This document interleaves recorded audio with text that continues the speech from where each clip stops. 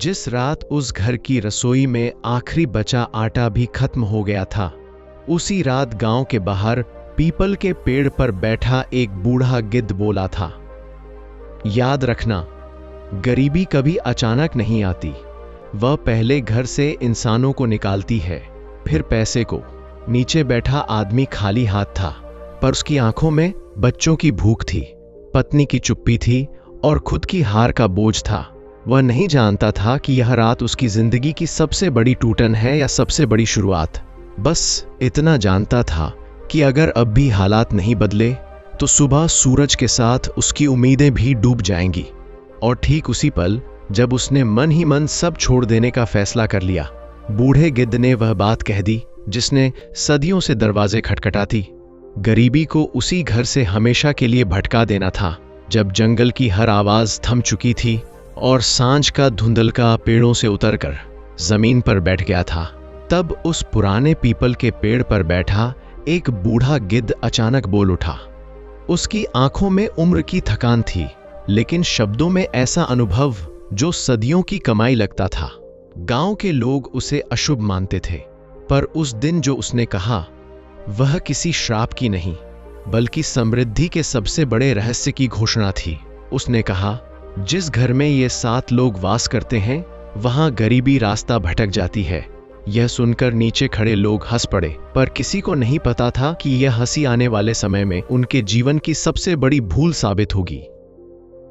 उस गांव का नाम था सोनपुर, एक साधारण सा गांव जहां ज्यादातर घर कच्चे थे और सपने भी उतने ही कमजोर। लोग मेहनत करते थे, लेकिन फिर भी हाथ खाली ही रहते थे। उसी गांव में रहता था हरदेव, एक सीधा साधा आदमी जिसके पास न जमीन ज्यादा थी न पैसा, बस ईमानदारी थी जो अब बोझ लगने लगी थी। उस दिन जब बूढ़े गिद्ध ने अपनी बात कही, हरदेव वहीं खड़ा था। उसने मजाक नहीं उड़ाया, शायद इसलिए नहीं कि वह अंधविश्वासी था, बल्कि इसलिए कि उसकी गरीबी अब उसे हर बात सुनने को मजबूर कर चुकी थी। गिद्ध ने नीचे झुककर हरदेव को देखा, मानो उसी का इंतजार कर रहा हो। उसकी भारी आवाज गूंजी, गरीबी पैसों की कमी से नहीं आती, वह उन लोगों के न होने से आती है जो घर को घर बनाते हैं। हरदेव का दिल जोर से धड़क उठा। उसने कांपती आवाज में पूछा, कौन से 7 लोग? गिद्ध हल्का सा हंसा, एक ऐसा हंसना जिसमें करुणा भी थी और चेतावनी भी। बोला, हर कोई उन्हें पहचान नहीं पाता, और जो पहचान लेता है वही गरीब नहीं रहता। गांव के लोग धीरे धीरे वहां से चले गए।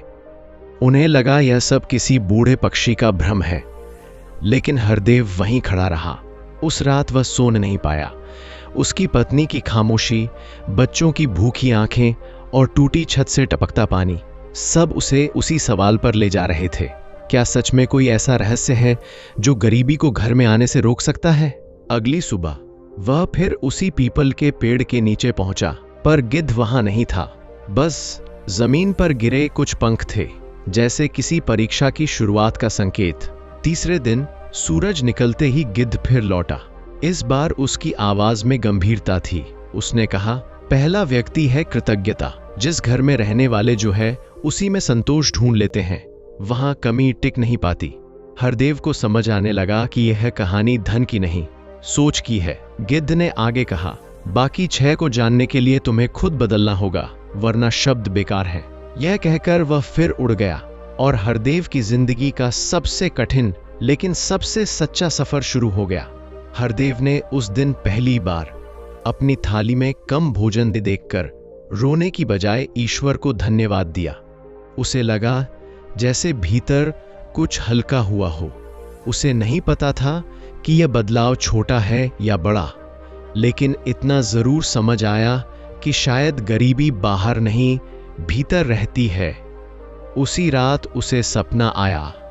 पीपल के पेड़ के नीचे 7 परछाइयां खड़ी थीं, और हर परछाई एक नाम बनने वाली थी। और यहीं से शुरू होती है उस रहस्य की यात्रा जो तय करेगी कि कौन सा घर कभी गरीब नहीं होता। उस रात हरदेव देर तक जागता रहा।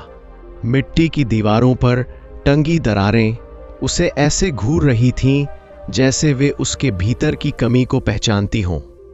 बच्चों की सांसें गहरी थीं, पर पेट खाली था। पत्नी चुपचाप करवट बदले पड़ी थी, पर उसकी चुप्पी शब्दों से ज्यादा भारी थी। हरदेव ने पहली बार समझा कि गरीबी सिर्फ जेब में नहीं होती, वह सोच में उतर जाती है और आदमी को भीतर से छोटा कर देती है। तभी उसे बूढ़े गिद्ध के शब्द याद आए, कृतज्ञता। वह उठा, बाहर गया, आकाश की ओर देखा और बिना मांगे पहली बार धन्यवाद कहा कि उसके पास सांसें हैं, परिवार है और बदलने का एक मौका है। उस क्षण कुछ नहीं बदला था, पर भीतर एक गांठ खुल गई थी। अगली सुबह उसने बच्चों को वही पतली खिचड़ी खिलाई, लेकिन इस बार चेहरे पर शिकन नहीं थी। पत्नी ने हैरानी से देखा, खाली थाली के बीच भी उसके पति के चेहरे पर हल्की सी शांति थी, जैसे उसने किसी अदृश्य दरवाजे को खोल दिया हो। दिन बीतते गए। हरदेव रोज पीपल के पेड़ के पास जाने लगा, पर गिद्ध कई दिनों तक नहीं दिखा। इस इंतजार ने उसे बेचैन नहीं किया, बल्कि भीतर झांकने का समय दिया। उसने महसूस किया कि घर में एक और चीज की कमी थी, परिश्रम का सम्मान। मेहनत तो वह करता था, पर उसे बोझ मानकर। अब उसने मेहनत को अपने हिस्से की साधना समझा। वह सूरज निकलने से पहले उठता, खेतों में जाता और जो भी काम मिलता उसे पूरे मन से करता। उसी दौरान एक दिन गिद्ध फिर उतरा। उसकी आवाज इस बार और गहरी थी। दूसरा व्यक्ति है परिश्रम का सम्मान। जिस घर में मेहनत को तिरस्कार नहीं बल्कि गौरव मिलता है, वहां लक्ष्मी ठहरती है। हरदेव ने सिर झुका लिया। उसे समझ आ गया कि वह अब तक काम तो करता था, पर काम को अपनाता नहीं था। उसी शाम उसने बच्चों को बताया कि कोई भी काम छोटा नहीं होता, और पत्नी के हाथों के छालों को पहली बार गौर से देखा। घर में बातों का लहजा बदला, और यह बदलाव पैसे से पहले आया। समय ने करवट ली। हरदेव के घर में अब शिकायतें कम और बातचीत ज्यादा होने लगी। तीसरी बार गिद्ध आया तो उसने घर के आंगन में पड़े पुराने बेकार समझे गए सामान की ओर देखा और बोला, तीसरा व्यक्ति है संयम। जो खर्च और इच्छा के बीच सीमा खींच लेता है, उसके घर कमी ठहर नहीं पाती। हरदेव को अपने कई छोटे छोटे फिजूल खर्च याद आए। वह दिखावा, वह उधार की शान। उसने तय किया कि अब जरूरत और चाहत में फर्क करेगा। पत्नी ने भी साथ दिया। बच्चों को सिखाया गया कि कम में कैसे खुशी ढूंढी जाती है। धीरे धीरे उधार उतरने लगे। घर में पहली बार भविष्य की बात होने लगी, डर की नहीं। चौथा रहस्य तब खुला जब गांव में किसी ने हरदेव से मदद मांगी। उसके पास ज्यादा कुछ नहीं था, फिर भी उसने जो था बांट दिया, समय, सलाह, श्रम। उसी शाम गिद्ध बोला, चौथा व्यक्ति है उदारता। जो घर देने से डरता नहीं, वह खाली नहीं होता। यह बात हरदेव के दिल में उतर गई। उसने देखा कि देने से उसकी कमी नहीं बढ़ी, बल्कि रिश्ते बढ़े। गांव में लोग उसे भरोसे से देखने लगे। काम के नए रास्ते खुले और उसकी मेहनत को पहचान मिलने लगी। उदारता ने उसे अकेलेपन से बाहर निकाला, और यह निकलना ही समृद्धि की दिशा थी। पांचवें व्यक्ति का नाम सुनते ही हरदेव ठिठक गया, अनुशासन। गिद्ध ने कहा, जिस घर में समय का सम्मान होता है, वहां अवसर देर नहीं करते। हरदेव ने अपने दिन को बांटना शुरू किया। काम का समय, परिवार का समय, सीखने का समय। बच्चों की पढ़ाई नियमित हुई। पत्नी के साथ बैठकर योजनाएं बनने लगी। वह हर हफ्ते थोड़ा थोड़ा बचाने लगा। अनुशासन ने घर की हवा बदल दी। अराजकता की जगह व्यवस्था आई, और व्यवस्था के साथ भरोसा। छठा रहस्य सबसे कठिन था, ईमानदारी। गिद्ध ने कहा, छोटा लाभ बड़े नुकसान की जड़ होता है। हरदेव को कुछ ऐसे मौके मिले जहां वह आसान रास्ता चुन सकता था, पर उसने मना किया। शुरुआत में नुकसान हुआ, पर उसकी साख बनी। लोग उसके पास इसलिए आने लगे क्योंकि वे जानते थे कि वह धोखा नहीं देगा। ईमानदारी ने उसकी नींद लौटाई, और शांत नींद भी एक तरह की समृद्धि होती है। आखिरी बार गिद्ध आया तो उसकी आंखों में संतोष था। उसने कहा, सातवां व्यक्ति है आशा। जो घर निराशा को दरवाजे पर रोक देता है, वहां गरीबी टिक नहीं पाती।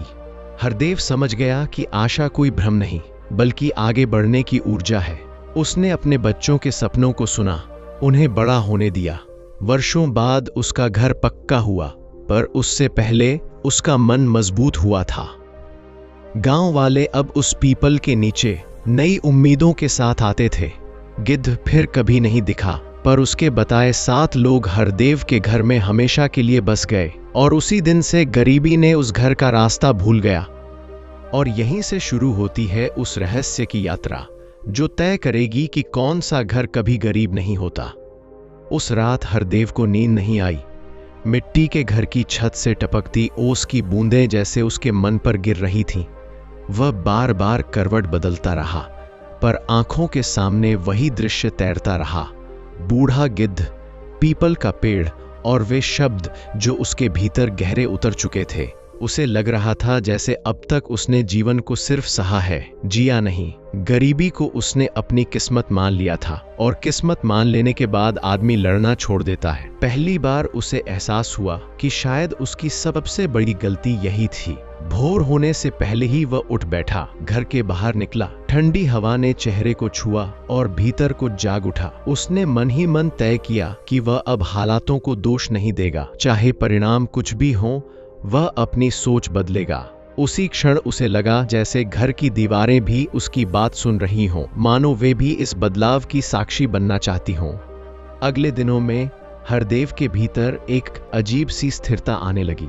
वह पहले की तरह ही मेहनत करता था, पर अब मन में जलन नहीं थी। जब दूसरे लोग अपनी किस्मत को कोसते, वह चुप रहता। उसे समझ में आने लगा था कि हर शिकायत दरअसल भीतर छिपे डर की आवाज होती है। एक सुबह वह पीपल के पेड़ के नीचे पहुंचा, जहां गिद्ध फिर दिखाई दिया। इस बार उसकी आंखों में कठोरता नहीं, बल्कि गहरी समझ थी। उसने कहा कि जिस घर में कृतज्ञता रहती है, वहां अभाव टिक नहीं पाता। हरदेव ने उस दिन घर लौटकर सबसे पहले अपनी पत्नी के हाथों को देखा। वे हाथ जो दिन रात काम करते थे, पर कभी धन्यवाद नहीं सुना था। उसने बस इतना कहा, तुमने बहुत सहा है। पत्नी की आंखें भर आईं। उस छोटे से वाक्य ने वर्षों की चुप्पी तोड़ दी। उसी दिन बच्चों को भी पहली बार यह महसूस हुआ कि उनका पिता सिर्फ कमाने वाला नहीं, समझने वाला भी है।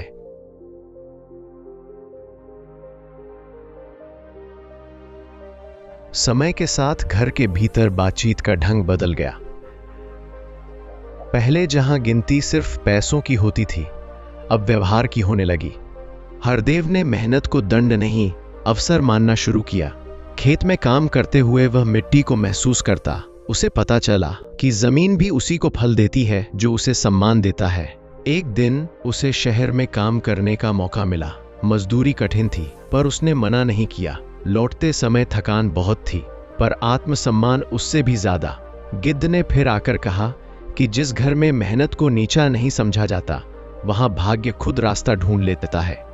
यह बात हरदेव के बच्चों के मन में बैठ गई। वे अब काम से भागते नहीं थे। छोटा बेटा पानी भर लाता, बड़ी बेटी घर संभालती। घर में जिम्मेदारी बांटी गई और बोझ हल्का होने लगा। कुछ महीनों बाद जब हालात थोड़े संभले, तो एक नई परीक्षा सामने आई। गांव में एक शादी थी। दिखावे का दबाव था। लोग उधार लेकर भी शान दिखाने में लगे थे। हरदेव का मन भी डगमगाया, पर उसने खुद को रोका। उसे याद आया कि संयम वह दीवार है जो गरीबी को भीतर आने से रोकती है। उसने सीमित खर्च में ही सब कुछ किया। कुछ लोगों ने ताना मारा, पर उसने ध्यान नहीं दिया। उस रात उसे लगा जैसे उसने किसी अदृश्य जीत को हासिल किया हो। धीरे धीरे उधार कम होने लगे। पत्नी ने भी सादगी को अपनाया। बच्चों को सिखाया गया कि खुशी का मतलब हमेशा ज्यादा होना नहीं, बल्कि पर्याप्त होना है। घर में पहली बार बचत का एक छोटा सा कोना बना, जो उम्मीद से कहीं ज्यादा बड़ा था। एक दिन गांव में अकाल जैसी स्थिति आई। कई घरों में परेशानी बढ़ गई। हरदेव के पास बहुत कुछ नहीं था, फिर भी उसने जो था बांट दिया। कभी अनाज, कभी मेहनत, कभी सिर्फ दिलासा। उसी शाम गिद्ध की आवाज फिर गूंजी की, उदारता वह दीपक है जो जलकर भी अंधेरा कम करता है। हरदेव ने देखा कि देने से उसका घर खाली नहीं हुआ, बल्कि भरता चला गया। सम्मान से, भरोसे से, संबंधों से लोग अब उसे अपने दुख सुख में शामिल करने लगे। यह वही लोग थे जो पहले उसकी गरीबी पर हंसते थे। अब उनके लिए हरदेव सिर्फ एक गरीब आदमी नहीं, बल्कि सहारा था। इसके बाद अनुशासन का दौर आया। हरदेव ने अपने दिन को बांटना सीखा। सुबह का समय काम के लिए, शाम का परिवार के लिए और रात का आत्मचिंतन के लिए। बच्चों की पढ़ाई नियमित हुई। पत्नी के साथ बैठकर भविष्य की योजनाएं बनने लगी। छोटे छोटे लक्ष्य तय किए गए और उन्हें पूरा किया गया। अनुशासन ने घर में एक लय पैदा कर दी। अव्यवस्था से जो ऊर्जा नष्ट होती थी वह अब बचने लगी। हरदेव ने महसूस किया कि पैसा बाद में आता है, पहले व्यवस्था आती है। गिद्ध ने भी यही कहा था, जहां समय का सम्मान होता है वहां अवसर देर से नहीं आते। सबसे कठिन परीक्षा ईमानदारी की थी। कुछ लोगों ने उसे गलत रास्ते सुझाए, आसान कमाई के सपने दिखाए। मन ललचाया पर उसने मना कर दिया।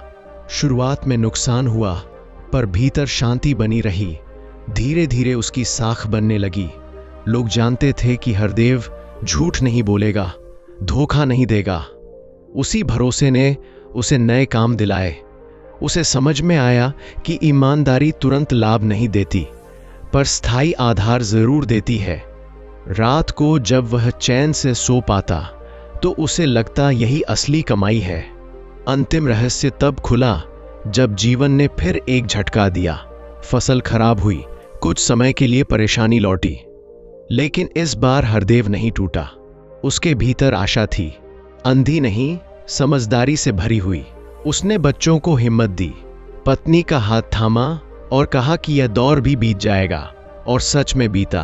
कुछ सालों बाद उसका घर पक्का हो गया, पर उससे पहले उसके लोग पक्के हो गए थे। पीपल का पेड़ आज भी खड़ा है, पर गिद्ध अब नहीं दिखता।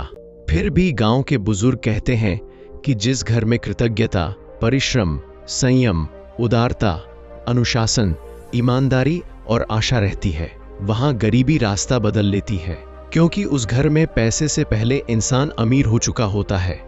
पीपल के पेड़ के नीचे अब भी वही सन्नाटा रहता था, लेकिन हरदेव के भीतर जो शोर था वह बदल चुका था।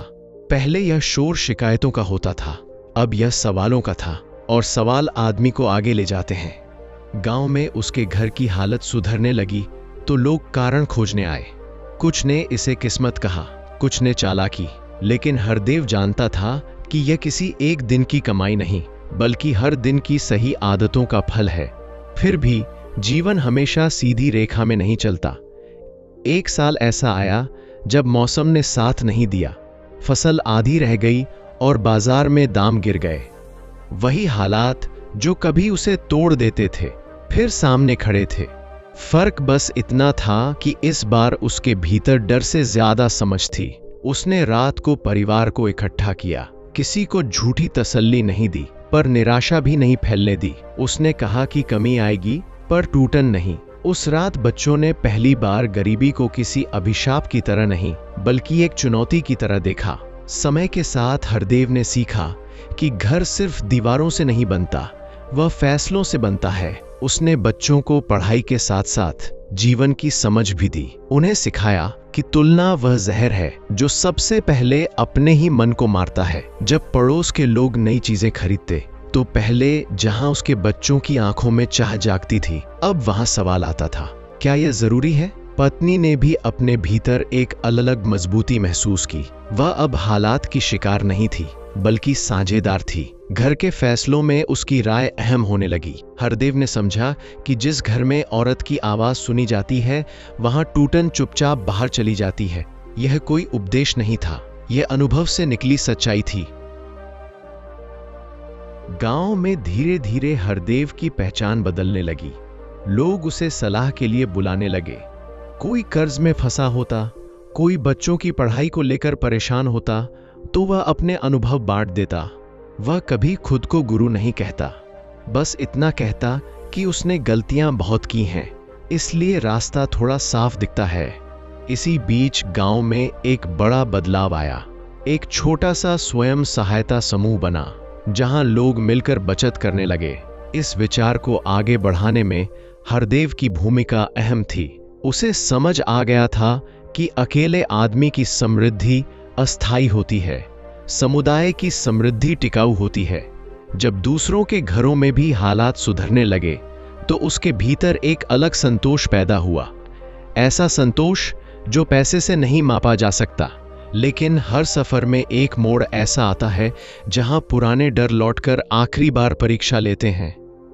हरदेव के जीवन में भी ऐसा हुआ।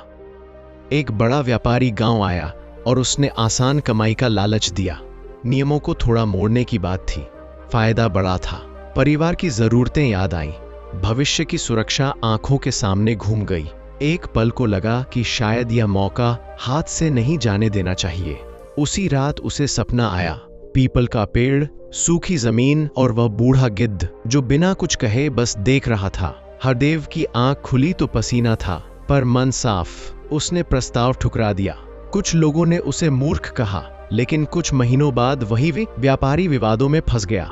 तब हरदेव को समझ आया कि ईमानदारी कई बार तुरंत इनाम नहीं देती, पर गलतियों से जरूर बचा लेती है। बच्चे बड़े हो रहे थे। बड़ा बेटा पढ़ाई के साथ काम भी सीख रहा था। बेटी अपने पैरों पर खड़े होने के सपने देखने लगी थी। हरदेव ने कभी उनके सपनों को छोटा नहीं किया, बस उन्हें जमीन से जोड़कर रखा। उसने कहा कि उड़ान जरूरी है, पर पंखों की मजबूती उससे भी ज्यादा। परिवार में अब त्योहारों का मतलब दिखावा नहीं, बल्कि साथ बैठना था। साधारण भोजन, सच्ची हंसी और बीते समय की यादें, इन सब ने घर को भीतर से भर दिया। जब कभी कोई कठिन दिन आता तो वे उसे मिलकर झेलते। हरदेव ने महसूस किया कि संकट का भार आधा हो जाता है जब उसे बांट लिया जाए। सालों बाद जब गांव में पक्की सड़क बनी और बाहर की दुनिया से संपर्क बढ़ा, तो कई लोग शहर चले गए। कुछ लौटे नहीं, कुछ लौटकर टूट गए। हरदेव ने जाना कि जगह बदलने से जिंदगी नहीं बदलती, नजर बदलने से बदलती है। उसके घर की हालत अब ठीक थी, पर उसने कभी उस पुराने मिट्टी के घर को अपमान की तरह नहीं देखा। उसने उसे अपने संघर्ष की याद के रूप में संभाल कर रखा। कभी कभी वह वहीं बैठकर बच्चों को अपनी कहानी सुनाता। कैसे उसने गरीबी को हराने की नहीं, समझने की कोशिश की थी।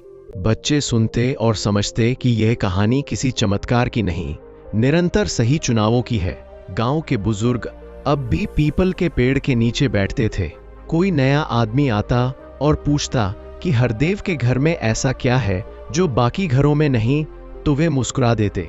वे कहते कि वहां 7 लोग रहते हैं, पर वे दिखाई नहीं देते। कोई हंसता, कोई सोच में पड़ जाता। हरदेव जब यह सुनता तो चुप रहता। वह जानता था कि जिन बातों को शब्दों में बांध दिया जाए, उनकी गहराई कम हो जाती है। फिर भी कभी कभी वो मन ही मन उस बूढ़े गिद्ध को याद करता। शायद वह कोई पक्षी नहीं था, शायद वो समय था जो सही घड़ी पर सही बात कह गया। अब जब रात को हरदेव अपने आंगन में लेटता तो तारों को देखकर डर नहीं, भरोसा महसूस करता। उसे पता था कि आने वाला कल आसान नहीं होगा, पर वह खाली भी नहीं होगा। उसके पास सोच थी, रिश्ते थे और खुद पर भरोसा था। उसने समझ लिया था कि गरीबी का मतलब साधनों की कमी नहीं, दिशा की कमी है। जिस घर में दिशा होती है वहां रास्ते खुद बनते हैं। और इसी समझ के साथ वह हर सुबह उठता, न किसी गिद्ध का इंतजार करता, न किसी चमत्कार का, क्योंकि अब वह जान चुका था कि सबसे बड़ा रहस्य उसके अपने भीतर रहता है। समय आगे बढ़ता गया और हरदेव की जिंदगी में स्थिरता आने के साथ साथ एक नई जिम्मेदारी भी आ गई। लोग अब सिर्फ सलाह नहीं, उम्मीद लेकर उसके पास आने लगे थे। उसी दौरान गांव में एक अजनबी आया। नाम था माधव। उसके कपड़े साधारण थे, पर आंखों में बेचैनी साफ दिखती थी। उसने बताया कि वह पास के कस्बे से आया है, जहां उसका सब कुछ छिन चुका है। जमीन, दुकान, भरोसा, यहां तक कि अपने भी। वह गांव में रात गुजारने की जगह पूछ रहा था। कुछ लोगों ने उसे टाल दिया, कुछ ने शक की नजर से देखा, लेकिन हरदेव ने उसे अपने घर बुला लिया। पत्नी ने बिना सवाल किए भोजन परोसा। उस रात माधव देर तक चुपचाप बैठा रहा, फिर अचानक फूट पड़ा। उसने बताया कि कैसे गलत फैसलों, जल्दबाजी और दिखावे ने उसे सड़क पर ला खड़ा किया। हरदेव ने ध्यान से सुना, कोई उपदेश नहीं दिया, बस इतना कहा कि टूटने के बाद अगर आदमी अपने टुकड़ों को पहचान ले तो वही उसकी असली पूंजी बन जाते हैं। माधव को उस रात पहली बार लगा कि शायद सब खत्म नहीं हुआ है। अगले कुछ दिनों तक माधव हरदेव के साथ रहने लगा। वह खेतों में हाथ बटाता, बच्चों को कहानियां सुनाता और धीरे धीरे उसकी आंखों से निराशा की धुंध छटने लगी। हरदेव ने उसे छोटे छोटे काम सौंपे ताकि उसे फिर से खुद पर भरोसा हो। एक दिन माधव ने पूछा कि हरदेव के घर में ऐसा क्या है जो बाकी जगहों पर नहीं मिला। हरदेव मुस्कुराया और बोला कि यहाँ कोई जादू नहीं, बस कुछ आदतें हैं जो रोज निभाई जाती हैं। माधव ने पहली बार समझा कि असली गरीबी खाली जेब से नहीं, खाली मन से पैदा होती है। कुछ हफ्तों बाद माधव ने गांव में ही एक छोटा सा काम शुरू किया। शुरुआत साधारण थी, पर नीयत साफ थी। जाते समय उसने हरदेव के पैरों को छूना चाहा, पर हरदेव ने उसे गले लगा लिया। उस दिन हरदेव ने महसूस किया कि किसी को फिर से खड़ा होते देखना भी समृद्धि का ही एक रूप है। इसी बीच गांव में एक और कहानी आकार ले रही थी। पास के टोले में रहने वाला रघु, जो हमेशा शराब और झगड़ों के लिए जाना जाता था, अचानक बीमार पड़ गया। घर में न पैसा था न सहारा। लोग कतराने लगे। हरदेव को खबर मिली तो वह बिना देर किए पहुंचा। उसने गांव वालों से मिलकर इलाज का इंतजाम किया। किसी ने पैसे दिए, किसी ने समय। रघु की पत्नी पहली बार बिना डर के रो पाई। इलाज के दौरान रघु को अपनी हालत का एहसास हुआ। ठीक होने के बाद उसने शराब छोड़ दी और काम ढूंढने लगा। हरदेव ने उसे अपने साथ खेतों में लगाया। मेहनत ने धीरे धीरे उसके भीतर की कड़वाहट धो दी। महीनों बाद जब रघु ने पहली बार अपनी कमाई से घर का राशन खरीदा, तो उसकी आंखों में जो चमक थी वह किसी भी धन से बड़ी थी। गांव ने देखा कि एक आदमी का बदलना पूरे परिवार को बदल देता है। हरदेव अब समझ चुका था कि उसकी कहानी सिर्फ उसकी नहीं रही। वह एक ऐसे मोड़ पर खड़ा था जहां उसका हर फैसला दूसरों की राह भी तय करता था। उसने गांव के बच्चों के लिए शाम को पढ़ने की छोटी सी व्यवस्था शुरू की। कोई बड़ा भवन नहीं था, बस पीपल के पेड़ के नीचे चटाइयां बिछा दी जाती। बच्चे आते, पढ़ते, सवाल पूछते। हरदेव उन्हें सिर्फ किताबें नहीं सिखाता था, वह उन्हें सोचने की आदत सिखाता था। वह कहता कि सवाल पूछना कमजोरी नहीं, हिम्मत है। कुछ ही समय में बच्चों का आत्मविश्वास बढ़ने लगा। उनके माता पिता ने भी बदलाव महसूस किया। घरों में बातचीत का स्तर बदलने लगा। छोटे छोटे सपने जन्म लेने लगे जो कभी सोचे भी नहीं गए थे। लेकिन जीवन फिर एक इम्तिहान लेकर आया। हरदेव गंभीर रूप से बीमार पड़ गया। काम रुक गया। घर की आमदनी पर असर पड़ा। वही पुराना डर दरवाजे पर दस्तक देने लगा। फर्क बस इतना था कि इस बार हरदेव अकेला नहीं था। गांव के लोग आगे आए। किसी ने अनाज दिया, किसी ने पैसे, किसी ने काम संभाला। पत्नी ने मजबूती से घर को संभाला। बच्चों ने बिना शिकायत जिम्मेदारी उठाई। बिस्तर पर लेटे हरदेव ने पहली बार महसूस किया कि उसने जो बोया था वही लौट कर आया है। बीमारी के दिनों में उसने बहुत सोचा। उसे समझ में आया कि असली अमीरी वह है जब गिरने पर उठाने वाले हाथ मौजूद हों। ठीक होने के बाद हरदेव पहले की तरह ताकतवर नहीं रहा, पर उसकी समझ और गहरी हो गई। उसने अपने काम का बोझ थोड़ा कम किया और दूसरों को आगे बढ़ने दिया।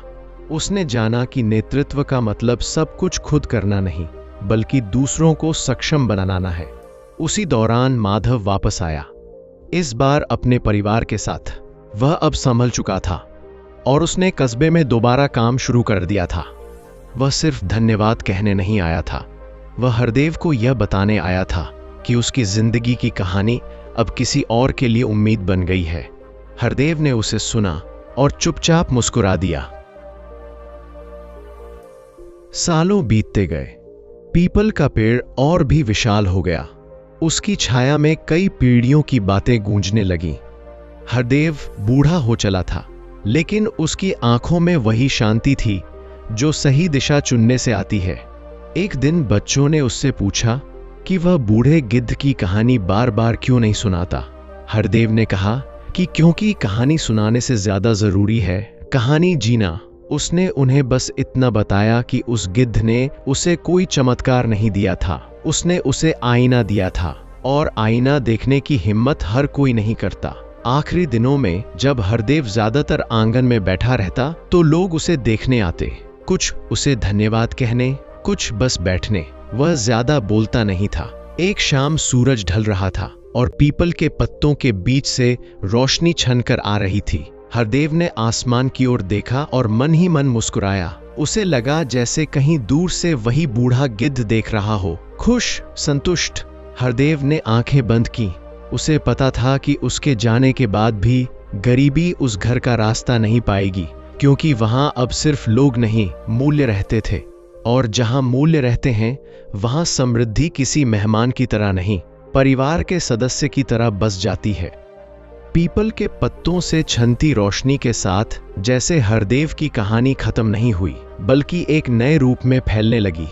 उसके जाने के बाद घर सूना नहीं हुआ, बल्कि और ज्यादा भरा हुआ लगने लगा। उसकी पत्नी अब भी हर सुबह उसी आंगन में झाड़ू लगाती, जैसे हरदेव बैठा हो और मुस्कुरा रहा हो। बच्चों ने उसकी कही बातें किताबों में नहीं, अपने स्वभाव में उतार ली थीं। बड़ा बेटा गांव के कामकाज में आगे रहने लगा, लेकिन कभी घमंड नहीं आया। बेटी ने पढ़ाई पूरी कर आसपास के गांवों की लड़कियों को पढ़ाना शुरू किया। लोग कहते थे कि हरदेव चला गया, पर सच यह था कि वह कई लोगों के भीतर बैठ गया था।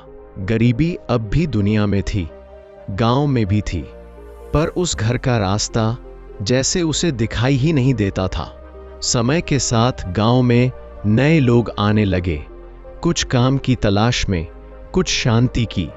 वे पूछते कि इस गांव में ऐसा क्या है जो बाकी जगहों से अलग है। कोई कहता वातावरण अच्छा है, कोई कहता लोग सीधे हैं, लेकिन जो थोड़ा रुकता उसे समझ में आता कि यहाँ रिश्तों को बोझ नहीं समझा जाता। हरदेव की पत्नी अक्सर नए लोगों को वही बात कहती जो उसने अपने जीवन से सीखी थी, कि घर चलाने के लिए सिर्फ पैसे नहीं, धैर्य चाहिए, और परिवार जोड़ने के लिए सिर्फ खून का रिश्ता नहीं, भरोसा चाहिए। उसकी आंखों में अब भी वही चमक होती थी जो संघर्ष के बाद आती है। लोग उसकी बातों में उपदेश नहीं, अनुभव महसूस करते थे। एक बार गांव में भयानक बाढ़ आई। कई घर उजड़ गए, खेत बह गए, रास्ते टूट गए। बाहर से मदद आने में समय लगना तय था। ऐसे में गांव के लोग बिना किसी बुलावे के इकट्ठा हो गए। किसी ने अनाज निकाला, किसी ने कपड़े, किसी ने अपनी सुरक्षित जगह दूसरों के लिए खोल दी। हरदेव का घर उस समय भी केंद्र बन गया, सलाह का, सहारे का, योजना का। उसका बेटा सबको जोड़कर काम बांट रहा था, बेटी बच्चों को संभाल रही थी और उसकी पत्नी सबके लिए चूल्हा जला रही थी। किसी ने उस दिन कहा कि यह घर सिर्फ एक परिवार का नहीं रहा, यह पूरे गांव की छत बन गया है। शायद यही वह क्षण था जब सबने महसूस किया कि समृद्धि का असली मतलब कितना गहरा होता है। बाढ़ के बाद हालात धीरे धीरे संभले। नुकसान बहुत था, लेकिन टूटन नहीं थी। लोग पहले से ज्यादा जुड़े हुए थे। उसी दौरान एक बूढ़ा आदमी गांव आया, जिसने दूर दूर तक यात्राएं की थीं। उसने पीपल के पेड़ को देखा, लोगों से बातें की और फिर मुस्कुराकर कहा कि उसने कई जगहें देखी हैं, पर ऐसा गांव कम ही देखा है जहां लोग अभाव में भी इंसान बने रहते हों। किसी ने उससे पूछा कि उसने यहाँ क्या खास देखा। उसने कहा, यहाँ लोग समस्या से पहले समाधान पर बात करते हैं और नुकसान से पहले एक दूसरे को संभालते हैं। यह सुनकर कई लोगों की आंखें भर आईं, क्योंकि उन्हें पहली बार अपनी ताकत का अंदाजा हुआ। हरदेव की कहानी अब किस्से की तरह नहीं, उदाहरण की तरह सुनाई जाने लगी। आसपास के गांवों से लोग आकर पूछते कि वे भी ऐसा माहौल कैसे बना सकते हैं। कोई आसान जवाब नहीं था। हरदेव की पत्नी बस इतना कहती कि शुरुआत घर से होती है, एक दूसरे को सुनने से, एक दूसरे की इज्जत करने से और हर दिन थोड़ा बेहतर बनने की कोशिश से। कुछ लोग समझ गए, कुछ को समय लगा, लेकिन बीज पड़ चुका था, और बीज जब सही जमीन में पड़ता है तो देर सबेर अंकुरित होता ही है। साल बीतते गए, पीपल का पेड़ और भी फैल गया, उसकी जड़ें गहरी हो गईं।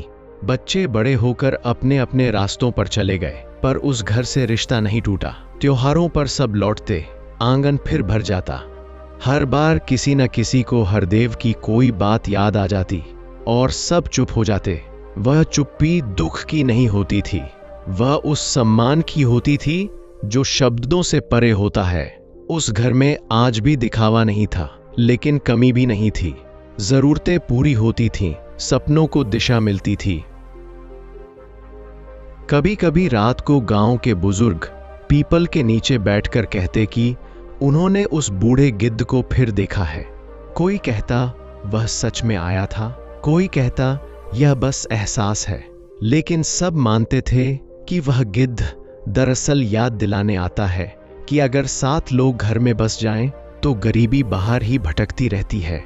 वे 7 लोग अब किसी को गिनाकर नहीं बताए जाते थे, क्योंकि लोग उन्हें अपने व्यवहार में पहचानने लगे थे। और जब कोई पूछता कि क्या यह सब सच में काम करता है, तो जवाब मिलता, अगर हरदेव का घर देख लिया तो सवाल खुद शांत हो जाएगा। आखिरकार यह कहानी किसी एक आदमी की नहीं रही, यह उन सभी की हो गई जिन्होंने समझ लिया कि जीवन में सबसे बड़ा धन सही सोच, मजबूत रिश्ते और ईमानदार मेहनत होती है। हरदेव चला गया था, लेकिन उसने जो राह छोड़ी थी वह अब भी रोशन थी, और उसी रोशनी में चलते हुए लोग यह समझने लगे थे कि गरीबी से लड़ने का सबसे पक्का तरीका उसे अपने मन और अपने घर के दरवाजे से ही रोक देना है। जहां ऐसा हो जाता है, वहां समृद्धि किसी लक्ष्य की तरह नहीं, स्वभाव की तरह बस जाती है। पीपल के नीचे बैठने वालों की संख्या अब कम नहीं होती थी, बल्कि बदलती रहती थी। कोई सुबह आता, कोई शाम को, कोई सिर्फ कुछ पल बैठकर चला जाता, जैसे उस जगह पर बैठना भी किसी प्रार्थना जैसा हो। हरदेव की पत्नी अक्सर चुपचाप सबको देखती रहती। उसे लगता जैसे हर चेहरे में हरदेव का कोई न कोई अंश झलक रहा हो। किसी की आंखों में उसकी सहनशीलता, किसी की आवाज में उसकी सादगी, किसी के व्यवहार में उसकी निडर सच्चाई। अब वह ज्यादा बोलती नहीं थी, लेकिन जब कोई टूट कर आता तो उसके पास शब्द नहीं, समय होता था। वह सामने बैठती, चूल्हे पर चाय रखती और बिना टोके सुनती रहती। लोग कहते थे कि उस घर में बैठते ही मन हल्का हो जाता है। शायद इसलिए नहीं कि वहां समस्याओं का हल मिल जाता था, बल्कि इसलिए कि वहां समस्याओं को स्वीकार किया जाता था, बिना शर्म, बिना डर। गांव के बच्चे जो कभी शोर शराबे और शरारतों के लिए जाने जाते थे, अब अपने आप को अलग तरह से देखने लगे थे। उन्होंने अपने बड़ों को मुश्किल में भी झुकते नहीं, बल्कि जुड़ते हुए देखा था। उन्होंने सीखा था कि जीत सिर्फ आगे निकल जाने का नाम नहीं, बल्कि साथ चलते रहने का नाम है। स्कूल में जब कोई उनसे पूछता कि वे बड़े होकर क्या बनना चाहते हैं, तो कोई सिर्फ डॉक्टर या अफसर नहीं कहता था। कोई कहता कि वो ऐसा इंसान बनना चाहता है जिस पर लोग भरोसा कर सकें। यह सुनकर शिक्षक चकित रह जाते। उन्हें समझ नहीं आता कि किताबों से बाहर भी कोई शिक्षा इतनी गहरी कैसे हो सकती है। लेकिन गांव के लोग जानते थे कि यह सीख हरदेव के जीवन से आई है, जिसने बिना भाषण दिए, बिना मंच लिए सबको जीना सिखा दिया था। एक समय ऐसा भी आया जब सरकार की ओर से गांव के विकास के लिए कुछ योजनाएं पहुंची। अफसर आए, कागजात बने, मीटिंग हुई। कई गांवों में इन बातों पर विवाद खड़े हो जाते थे, लेकिन यहां चर्चा शांत रही। लोग जानते थे कि लाभ कैसे लिया जाए और लालच से कैसे बचा जाए। हरदेव के बेटे ने सबको एक साथ बैठाकर समझाया कि जो मिलेगा वह सबके लिए होगा, और जो जिम्मेदारी आएगी वह भी सबकी होगी। किसी ने विरोध नहीं किया, शायद इसलिए कि उन्होंने पहले भी देखा था कि जब निस्वार्थ भाव से काम होता है तो उसका फल टिकाऊ होता है। योजनाएं पूरी हुईं, रास्ते बने, पानी की सुविधा आई, लेकिन सबसे बड़ी बात यह रही कि आपसी विश्वास कहीं नहीं टूटा। गांव ने सीखा कि तरक्की का मतलब सिर्फ नई चीजें आना नहीं, बल्कि पुरानी अच्छाइयों को बचाए रखना भी है। हरदेव की बेटी जब दूसरे गांवों में पढ़ाने जाती तो वहां की लड़कियां उससे सिर्फ पढ़ाई की बात नहीं करती थीं, वे उससे अपने डर, अपने सपने, अपने घरों की कहानियां साझा करती थीं। वह उन्हें बताती कि बदलाव किसी एक दिन में नहीं आता और न ही किसी एक इंसान से होता है।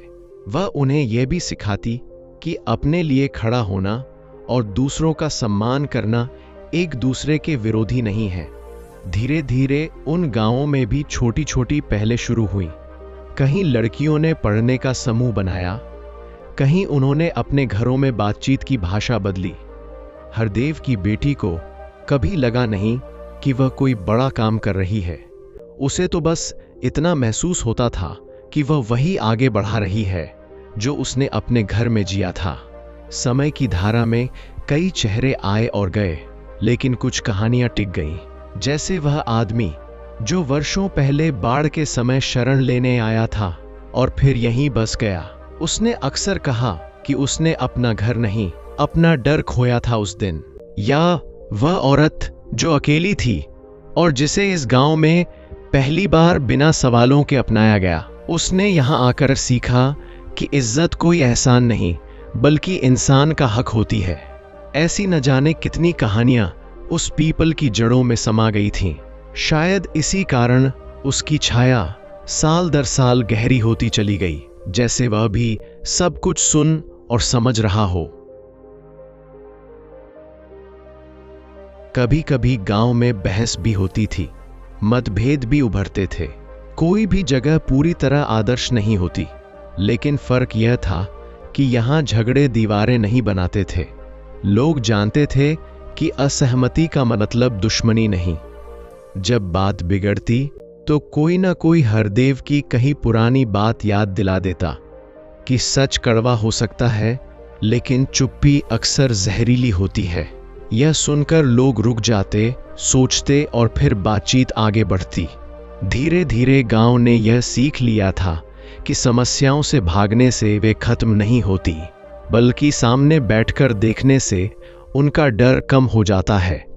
हरदेव की पत्नी अब उम्र के उस पड़ाव पर थी जहां चलना भी सोच समझकर करना पड़ता था। फिर भी वह हर सुबह पीपल तक जाती, उसके तने को छूती और कुछ पल आंखें बंद करके खड़ी रहती। किसी ने पूछा तो उसने कहा कि वह शिकायत करने नहीं, धन्यवाद देने आती है। उसे लगता था कि जीवन ने उससे बहुत कुछ लिया, लेकिन उससे कहीं ज्यादा दिया भी। उसके लिए समृद्धि अब किसी गिनती में नहीं थी। वह इस बात में थी कि रात को सोते समय मन शांत रहता था और सुबह उठते समय किसी से नजर मिलाने में डर नहीं लगता था। और इस तरह बिना किसी घोषणा के, बिना किसी किताब में दर्ज हुए, वह गांव एक जीवित उदाहरण बन गया। बाहर की दुनिया में लोग आज भी गरीबी और अमीरी को अंकों और आंकड़ों में तौलते थे, लेकिन यहाँ उसे रिश्तों और मूल्यों में पहचाना जाता था।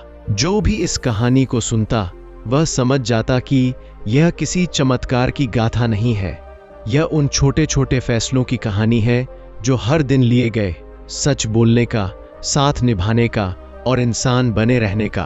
और शायद यही वजह थी कि पीपल के पत्तों से छनती रोशनी आज भी उस घर और उस गांव को वैसे ही रोशन करती थी जैसे हरदेव अब भी वहीं कहीं बैठा हो, बिना दिखे लेकिन पूरी तरह मौजूद।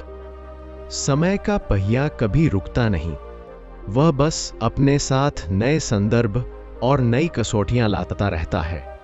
हरदेव के गांव में भी अब बदलाव की हवा और तेज हो चली थी। शहरों का असर, मोबाइल की चमक, जल्दी आगे बढ़ने की बेचैनी, सब कुछ धीरे धीरे यहां तक पहुंचने लगा था। नई पीढ़ी के सामने अब सिर्फ 2 वक्त की रोटी या सुरक्षित जीवन की चुनौती नहीं थी, बल्कि यह सवाल था कि तेज रफ्तार दुनिया में अपनी जड़ों को कैसे थामे रखा जाए। कुछ युवाओं के मन में असमंजस था। उन्हें लगता था कि जो मूल्य उनके बुजुर्गों ने सिखाए वे शायद अब काम के नहीं रहे। ऐसे में गांव में पहली बार एक खुली बैठक हुई जहां उम्र और पद का कोई फर्क नहीं था।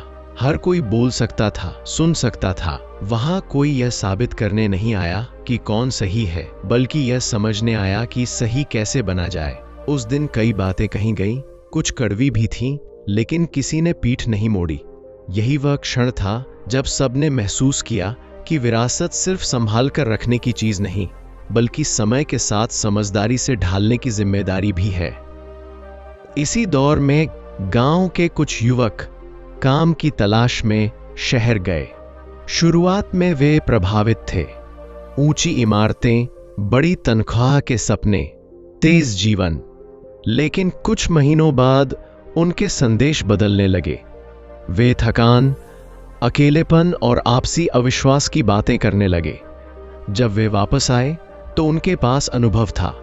पैसा कम था, लेकिन समझ ज्यादा थी। उन्होंने गांव में बैठकर बताया कि शहर बुरा नहीं है, लेकिन वहां हर कोई दौड़ में है और गिरने वाले को उठाने की फुर्सत कम है। यह सुनकर गांव के लोग खुश नहीं हुए कि शहर की बुराई हुई, बल्कि इसलिए शांत हुए कि उनके अपने रास्ते की पुष्टि हुई थी। तब यह तय किया गया कि बाहर जाना गलत नहीं, लेकिन लौटने का रास्ता खुला रहना चाहिए। जो भी जाए वह यह याद रखे कि उसकी पहचान सिर्फ उसकी कमाई नहीं, बल्कि उसका व्यवहार भी तय करता है। धीरे धीरे गांव में काम के नए तरीके विकसित होने लगे। खेती अब सिर्फ परंपरा नहीं रही, उसमें समझ और प्रयोग जुड़े। कुछ लोगों ने मिलकर छोटे समूह बनाए, जहां मुनाफा भी साझा होता और नुकसान भी। इस प्रक्रिया में कई बार मतभेद हुए, कुछ फैसले गलत भी साबित हुए, लेकिन किसी ने एक दूसरे को दोषी नहीं ठहराया। गलती को सीख माना गया। हरदेव की अनुपस्थिति में भी उसकी सोच जैसे अदृश्य धागे की तरह सबको जोड़े रखती थी। लोग कहते थे कि अगर वो होता तो शायद यही कहता कि डर से लिया गया सही फैसला भी भीतर से खोखला होता है, और समझ से की गई गलती भी आगे का रास्ता दिखा देती है। गांव की स्त्रियों की भूमिका अब और स्पष्ट होने लगी थी।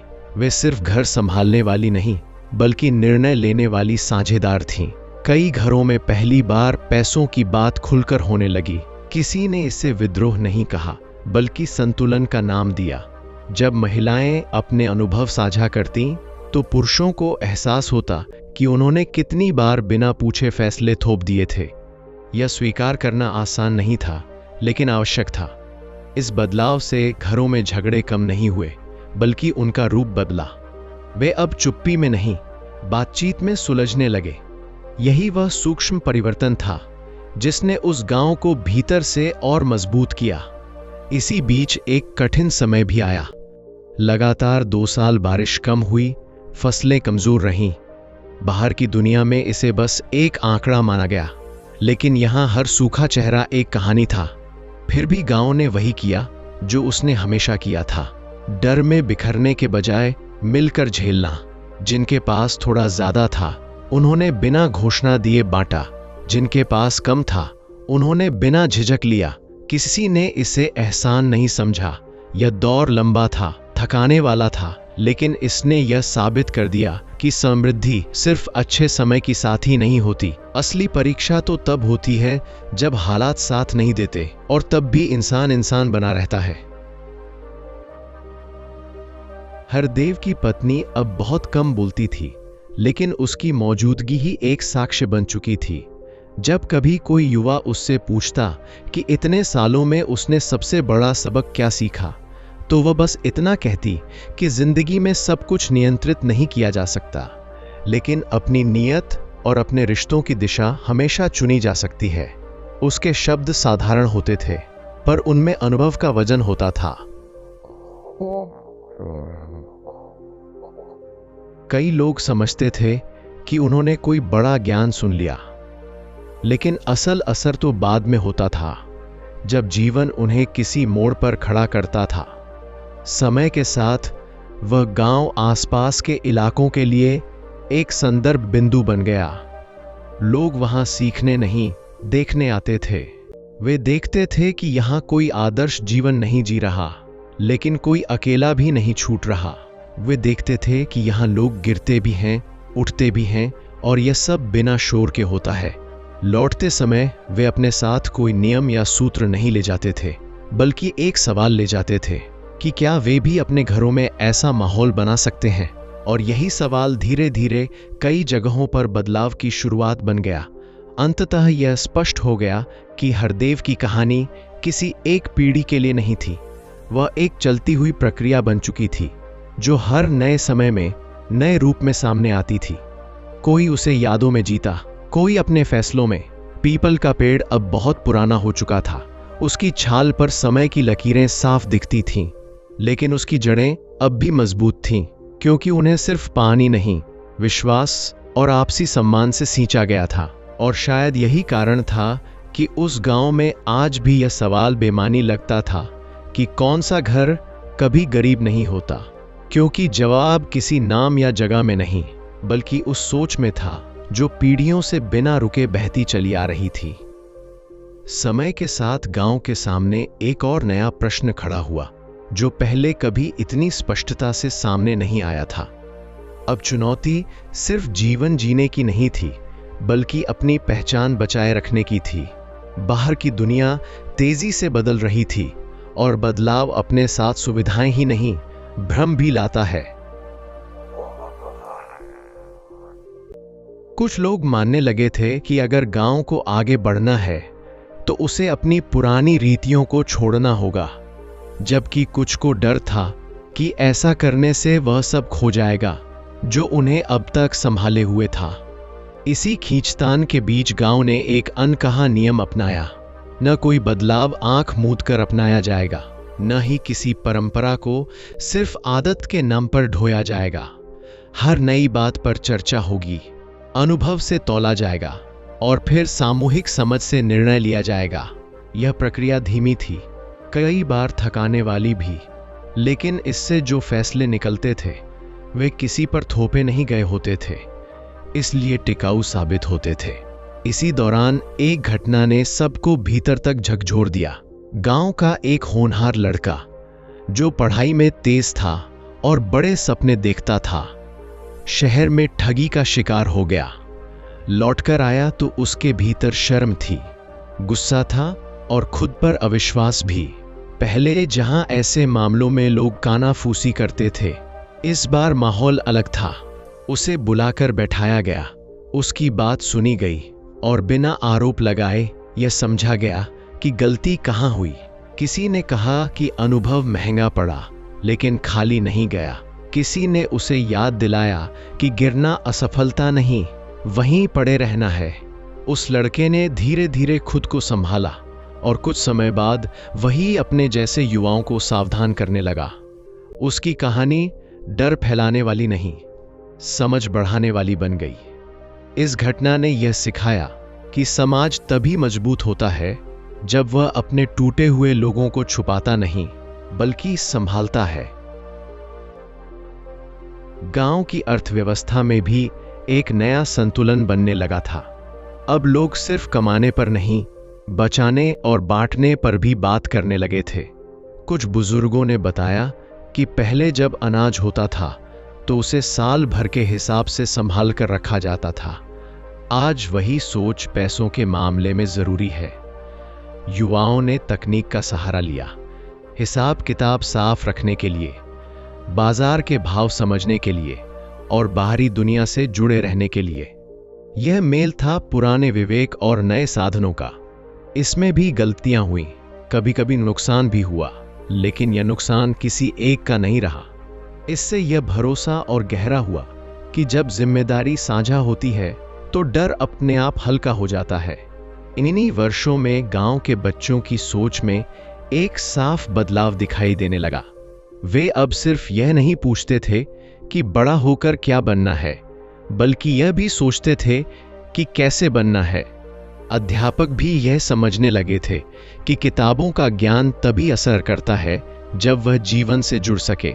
कक्षाओं में अब सिर्फ उत्तर याद कराने की जगह सवाल पूछने को जगह मिलने लगी। बच्चों को यह सिखाया जाने लगा कि असहमति दुश्मनी नहीं होती और सहमति भी हमेशा सही नहीं होती। इस माहौल में पले बच्चे ज्यादा आत्मविश्वासी थे, लेकिन उतने ही विनम्र भी। उन्हें यह डर नहीं सताता था कि अगर वे पीछे रह गए तो उनका अस्तित्व खत्म हो जाएगा, क्योंकि उन्होंने देखा था कि यहां पीछे छूटने वाले को भी छोड़ नहीं दिया जाता।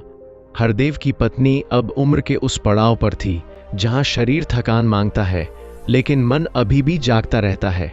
वह अक्सर आंगन में बैठकर बच्चों और युवाओं को बिना बुलाए, बिना समझाए बस देखती रहती थी। कभी कोई पास आकर बैठता, कभी कोई दूर से प्रणाम कर चला जाता। उसके जीवन की सबसे बड़ी कमाई यही थी, सम्मान जो मांगने से नहीं, निभाने से मिलता है। उसने कभी खुद को किसी आंदोलन या बदलाव का चेहरा नहीं बनाया, लेकिन उसकी मौजूदगी से लोगों को यह भरोसा मिलता था कि सादगी कोई कमजोरी नहीं है। कई बार वह अकेले में हरदेव को याद करती, लेकिन उस याद में खालीपन नहीं होता था, बल्कि एक शांत कृतज्ञता होती थी। समय के साथ गांव में बाहरी हस्तक्षेप भी बढ़ा। कुछ संस्थाएं आईं, कुछ योजनाएं लागू हुईं, कुछ सच में मददगार थीं, कुछ सिर्फ कागजों तक सीमित। गांव ने इस बार भी वही तरीका अपनाया। जो समझ आया उसे अपनाया, जो नहीं जचा उसे विनम्रता से ठुकरा दिया। यह साहस हर जगह नहीं होता, क्योंकि अक्सर लोग सहायता के नाम पर अपनी समझ गिरवी रख देते हैं। लेकिन यहां लोग जानते थे कि आत्मसम्मान खोकर मिली सुविधा अंत में महंगी ही पड़ती है। इस संतुलन ने गांव को न तो कट्टर बनाया, न ही बहाव में बहने वाला। वह अपनी गति से आगे बढ़ता रहा। एक शाम पीपल के नीचे बैठे कुछ युवाओं ने आपस में बात करते हुए यह महसूस किया कि उन्होंने हरदेव को देखा नहीं, लेकिन उन्हें ऐसा लगता है जैसे वे उसे जानते हों। यह जान पहचान किसी चेहरे से नहीं, बल्कि उस सोच से थी जो उनके भीतर बैठ चुकी थी। उन्होंने तय किया कि वे गांव के अनुभवों को लिखित रूप में सहेजेंगे, ताकि आने वाली पीढ़ियां सिर्फ सुने नहीं, समझ सकें। यह कोई महाकाव्य नहीं था, बस साधारण जीवन की असाधारण समझ का संकलन। जब वह लिखावट पूरी हुई तो किसी ने उसका नाम नहीं पूछा। सब जानते थे कि नाम से ज्यादा जरूरी उसकी भावना है। अंत में यह साफ हो गया कि यह कहानी अब किसी एक स्थान तक सीमित नहीं रही। जो भी इस गांव से जुड़ा, वह अपने साथ कुछ लेकर गया। कोई धैर्य, कोई दृष्टि, कोई भरोसा, और जहां जहां यह गया वहां उसने चुपचाप असर किया। शायद यही किसी भी सच्ची कहानी की पहचान होती है कि वह खुद को दोहराती नहीं, बल्कि नए जीवन में नए रूप में दिखाई देती है। समय आगे बढ़ता रहेगा, कसौटियां बदलती रहेंगी, लेकिन जब तक इंसान अपने भीतर सही और गलत का फर्क पहचानता रहेगा, तब तक हरदेव की राह कहीं ना कहीं चलती रहेगी, बिना शोर, बिना दावा, बस अपने स्वभाव में। समय की धारा जब बहुत आगे निकल जाती है, तब कुछ कहानियां पीछे छूट नहीं जाती, बल्कि भीतर उतर जाती हैं। हरदेव के गांव में भी अब बहुत कुछ बदल चुका था। पुराने चेहरे कम दिखते थे, नए नाम जुड़ गए थे। पीपल का पेड़ बूढ़ा होकर भी खड़ा था, लेकिन उसकी छाया में बैठने वाले लोग बदल गए थे। फिर भी एक बात जस की तस थी, जब कोई कठिन फैसला सामने आता तो लोग पहले यह सोचते कि इससे रिश्तों पर क्या असर पड़ेगा, न कि सिर्फ जेब पर। यह आदत धीरे धीरे बन गई थी। किसी ने इसे सिखाया नहीं था, बस जिया गया था।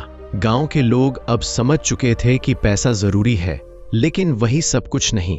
अगर सब कुछ वही होता तो जिनके पास ज्यादा है वे सबसे सुखी होते, जबकि सच अक्सर इसके उलट दिखता है। इस समझ ने उन्हें भीतर से स्थिर बना दिया था, और यही स्थिरता उन्हें बार बार टूटने से बचाती रही। इसी स्थिरता की परीक्षा तब हुई जब एक बड़ी कंपनी ने गांव की जमीन खरीदने का प्रस्ताव रखा। वादे बड़े थे, नौकरियां, सड़कें, सुविधाएं। कुछ लोग तुरंत तैयार हो गए, कुछ ने डर जताया। कई रातें बहस में बीती। किसी ने कहा कि यह मौका हाथ से गया तो पछताना पड़ेगा, किसी ने कहा कि जमीन गई तो पहचान भी चली जाएगी। आखिरकार एक लंबी बैठक हुई, जिसमें पहली बार हरदेव की पत्नी ने खुलकर बात रखी। उसने कोई आंकड़ा नहीं दिया, बस इतना पूछा कि क्या हम यह तय कर पा रहे हैं कि हम क्या बनना चाहते हैं, या सिर्फ यह सोच रहे हैं कि क्या मिल सकता है। उस सवाल ने सबको चुप करा दिया। अंततः तय हुआ कि कुछ जमीन दी जाएगी, कुछ बचाई जाएगी, और शर्तें गांव तय करेगा। यह समझौता आसान नहीं था, लेकिन इसने यह साबित कर दिया कि जब लोग लालच और डर के बीच संतुलन बना लेते हैं, तो वे अपने भविष्य के साझेदार खुद बन जाते हैं। समय बीतने के साथ उस समझौते के परिणाम भी सामने आए। कुछ परिवारों की आमदनी बढ़ी, कुछ को नए कौशल सीखने पड़े, और कुछ को यह एहसास हुआ कि हर सुविधा खुशी नहीं लाती। लेकिन सबसे बड़ी बात यह थी कि किसी ने यह नहीं कहा कि हमें धोखा दिया गया, क्योंकि हर फैसला सबके सामने, सबकी भागीदारी से लिया गया था। यही वह बिंदु था जहां यह गांव दूसरों से अलग दिखता था। यहां लोग गलतियों से भागते नहीं थे, उन्हें स्वीकार करते थे। यही स्वीकार भाव उन्हें भीतर से मजबूत बनाता गया। हरदेव की कहानी अब किसी उदाहरण की तरह नहीं, बल्कि एक मानक की तरह मौजूद थी कि सही रास्ता वही है जिस पर चलते हुए आदमी खुद से नजर नहीं चुराता। पीढ़ियां बदलने लगी।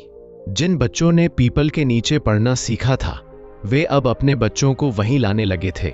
वे अपने अनुभव सुनाते, अपनी गलतियां भी बताते। यह परंपरा बन गई थी कि कोई भी खुद को पूर्ण न बताए। अपूर्णता को स्वीकार करना यहां कमजोरी नहीं, ईमानदारी माना जाता था। गांव की एक लड़की जो बाहर पढ़कर लौटी थी, उसने एक बार कहा कि दुनिया बहुत बड़ी है, लेकिन हर जगह एक जैसी नहीं। कुछ जगहों पर लोग जीतने के लिए सब कुछ खो देते हैं और कुछ जगहों पर लोग सब कुछ बचाने के लिए थोड़ा थोड़ा छोड़ देते हैं। उसकी बात किसी भाषण का हिस्सा नहीं बनी, लेकिन लोगों के मन में बैठ गई। हरदेव की पत्नी अब बहुत बूढ़ी हो चुकी थी। एक दिन वह भी चुपचाप इस दुनिया से विदा हो गई। न कोई बड़ा शोर हुआ, न कोई दिखावा। लेकिन जिस दिन उसका संस्कार हुआ, उस दिन गांव ने महसूस किया कि एक युग सचमुच पूरा हो गया है। लोग रोए, लेकिन उस रोने में कृतज्ञता ज्यादा थी, खालीपन कम।